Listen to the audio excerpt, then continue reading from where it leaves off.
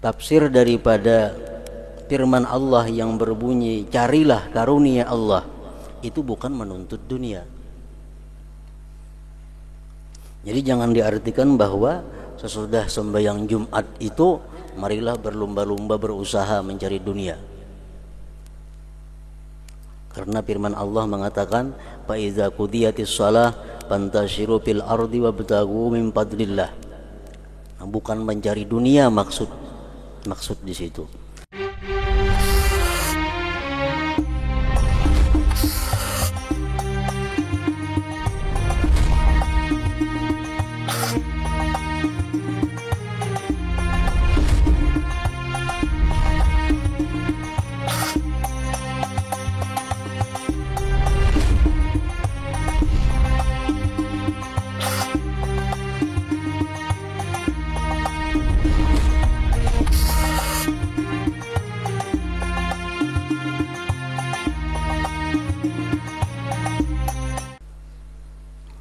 Bismillahirrahmanirrahim. Alhamdulillahirabbil alamin wassalatu wassalamu ala asyrafil anbiya wal mursalin sayyidina maulana Muhammadin wa ala alihi wa sahbihi ajma'in. Qala al-musannif al-imam hujjatul Islam Abu Hamid Muhammad bin Muhammad al-Ghazali rahimahullah wa nafa'ana bi ulumi. Qala Anas bin Malik fi qawlihi ta'ala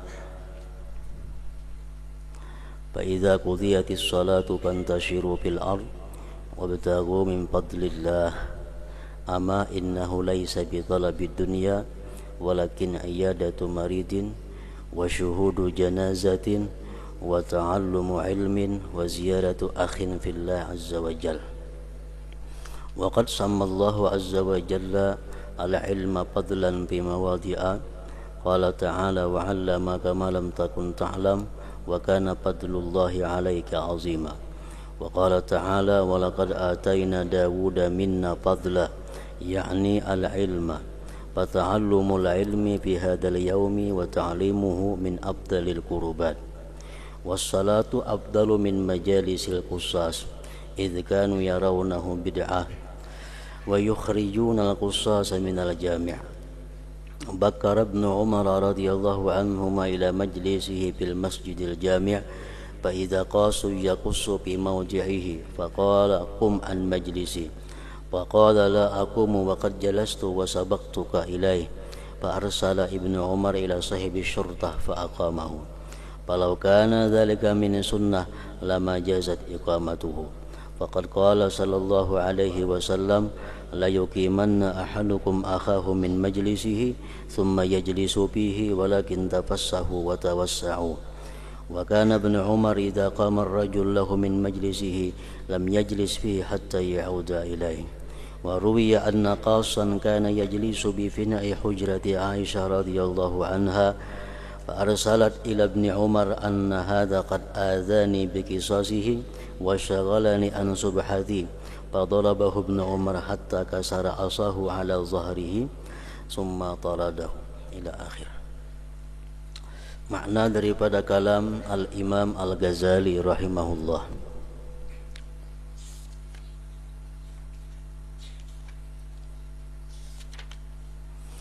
Anas bin Malik berkata, Anas bin Malik salah seorang sahabat Rasulullah sallallahu alaihi wasallam. Beliau berkata mengenai firman Allah Ta'ala yang berbunyi fa idza qudiyatis shalah fantashiru fil ard wabtaghu min fadlillah, surat Jumat ayat 10. Artinya apabila telah ditunaikan sembahyang, maksudnya sembahyang Jumat, sudah tuntung sembahyang Jumat, maka bertebaranlah kamu di muka bumi. Maka bertebaranlah kamu di muka bumi dan carilah karunia Allah. Apa yang dimaksud dengan carilah karunia Allah itu? Apakah dimaksud dengan mencari karunia Allah itu kita mencari rezeki? Apakah maksudnya dengan cari karunia Allah itu kita mencari jual beli Menurut Anas bin Malik tadi, adapun bahwasanya ia tidak menuntut dunia.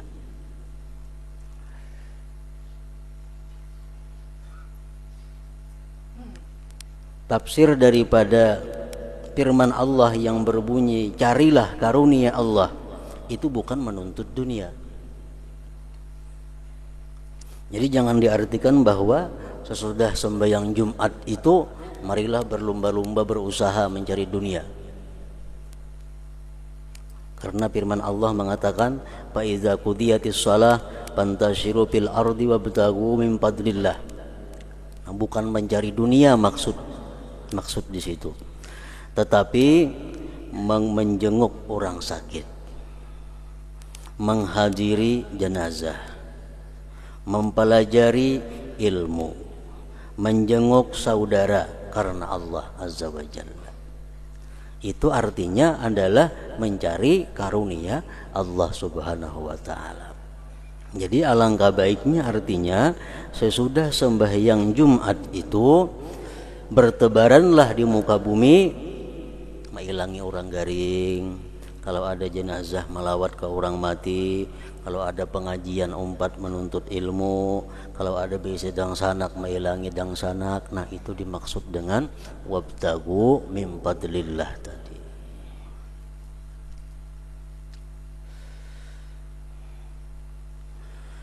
Allah Azza wa Jalla menyebut ilmu sebagai karunia pada beberapa tempat. Di dalam Al-Quran Allah mengatakan bahwa ilmu itu adalah karunia.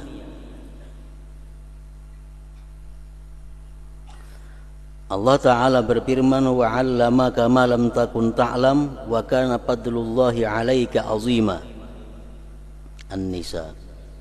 Artinya, dan dia telah mengajarkan kepadamu apa yang belum kamu ketahui, dan adalah karunia Allah sangat besar atasmu. Kalau kita diberi Allah ilmu, kalau kita mengetahui sesuatu yang kita belum tahu, itu berarti kita dapat anugerah karunia Allah yang besar. Nah, di sini Allah mengatakan bahwa ilmu itu adalah karunia. Kalau Allah menyuruh kita untuk mencari karunia Allah, berarti Allah menyuruh kita mencari ilmu, bukan mencari dunia.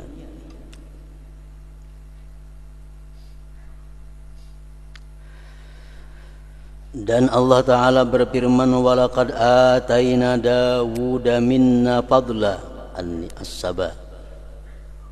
Artinya, dan sesungguhnya telah kami berikan kepada Nabi Daud karunia dari kami. Allah maksudkan adalah ilmu.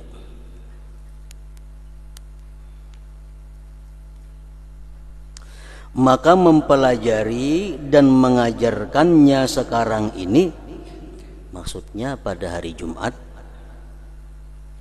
adalah termasuk seutama pendekatan kepada Allah Subhanahu wa Ta'ala.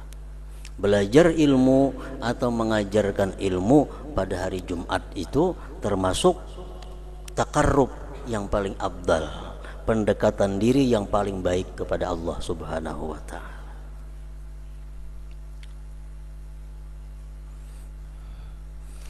Tapi dalam minggu dahulu sudah dicatat oleh Imam Ghazali bahwa yang dimaksud dengan ilmu itu adalah ilmu nafi', ilmu yang bermanfaat maksudnya, bukan ilmu yang mudarat, ilmu yang kada ada manfaatnya. Salat itu lebih utama daripada majlis-majlis kisah. Nah, lain halnya menghadiri orang berkisah, itu lain menuntut ilmu. Itu bukan termasuk ilmu nafi', ilmu yang bermanfaat. Kalau kita menuntut ilmu yang bermanfaat, sesaat lebih baik daripada sembahyang 1000 rakaat. Tapi ilmu yang dituntut itu ilmu yang menambah kita takut kepada Allah, ilmu yang bermanfaat. Kalau sekadar untuk mendengari ilmu-ilmu nang kada karuan asal usulnya, mendengari kisah-kisah nang banyak dusta, banyak tatawaannya, itu lebih baik sembahyang sunat. salat itu lebih utama daripada majelis-majelis kisah, karena mereka memandangnya bid'ah dan mereka mengusir para tukang kisah dari masjid. Jadi orang-orang dahulu, mulai zamannya Sayyidina Ali karramallahu wajhah dan sebelumnya sesudahnya juga, di masjid itu kada kawa sembarangan orang-orang nang ceramah. Bila ceramah itu banyak melincing daripada yang benar, mereka usir dari masjid. Jadi kalau ada di masjid itu orang nang wani ceramah, wani belajaran, diperhatikan oleh ulama, oleh orang-orang dahulu. Bila pelajarannya bujur, mereka tetapkan untuk mengajar, memberikan ceramah di masjid. Bila anggaran ceramahnya kada kakaruan, mereka usir dari masjid itu. Karena mereka memandangnya bid'ah dan mereka mengusir para tukang kisah dari masjid. Maksudnya tukang kisah itu adalah kisah nang dikisahkan itu kisah-kisah nang kada jelas sumbernya.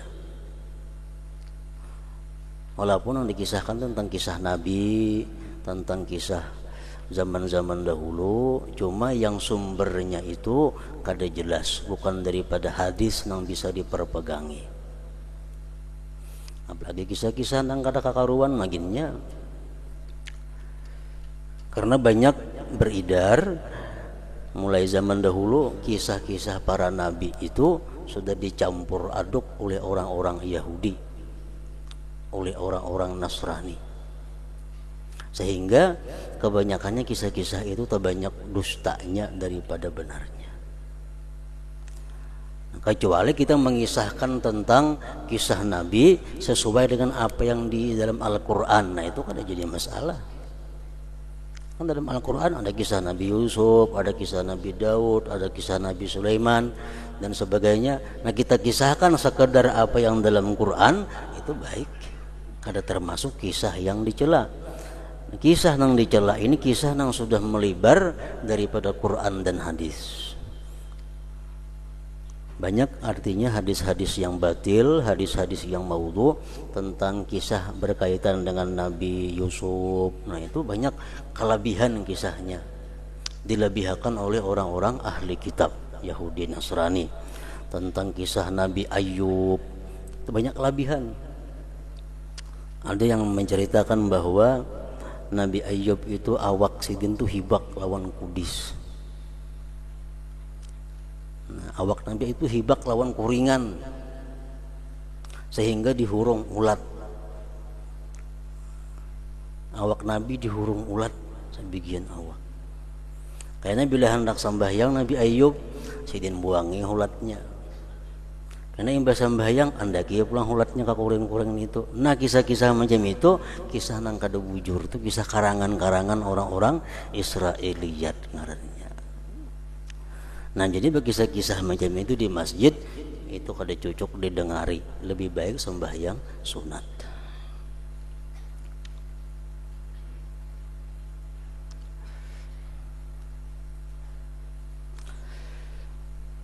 Para nabi-nabi Allah Subhanahu wa taala, para rasul-rasulullah sejak zaman dahulu sampai terakhir nabi kita, mereka itu ada punya penyakit karena mereka sebagai manusia. Tapi penyakit-penyakit mereka itu kada boleh sampai membuat jijik manusia. Penyakit-penyakit mereka itu kada boleh penyakit yang sifatnya menular kepada manusia. Jadi Nabi itu mau aja garing, mau aja penyakit, cuma penyakitnya kada mau jijik kurang melihat. Nah, kalau Nabi Ayub dipadakan awak sidin hibak lawan kudisan, nah itu kan mau beparak orang. Jijik jadinya. Nah kada mau Nabi diberi Allah penyakit nang seperti itu. Itu hanya kisah-kisah nang kada jelas asal usulnya. Jadi maksud Imam Ghazali dalam kitab ini adalah bahwa jangan menghadiri majelis-majelis nang isinya kisah, ya kisah-kisah nang macam itu. Lain hal kisah Al-Quran, nah itu lain masalahnya. Ibnu Umar radhiyallahu anhuma berpagi-pagi ke majelisnya di masjid. Tiba-tiba ada tukang kisah sedang berkisah di tempatnya. Di masjid itu ada tempat Ibnu Umar belajaran. Begitu Sidin datang ke tempat itu, ada tukang kisah duduk di situ berkisah. Lalu ia berkata, berdirilah dari majelisku, ujar Ibnu Umar.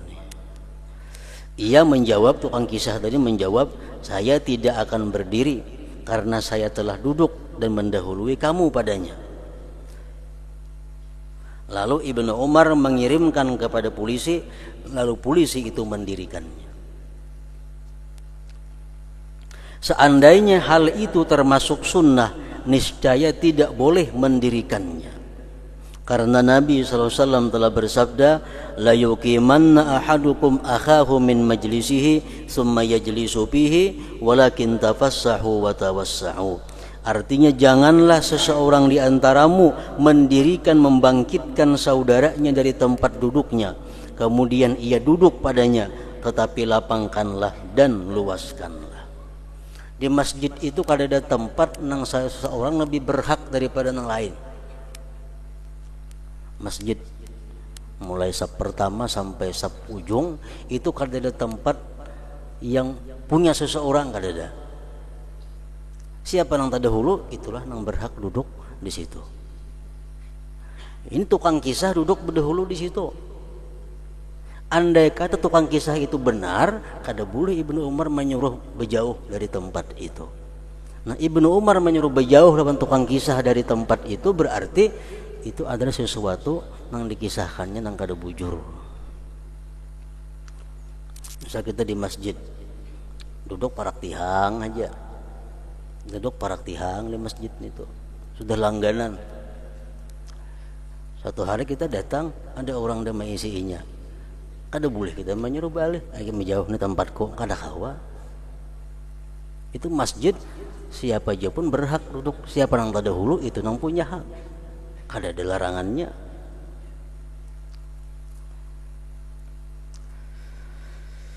Ibnu Umar apabila seseorang berdiri dari majelisnya untuknya, maka ia tidak duduk kepadanya sehingga ia kembali kepadanya.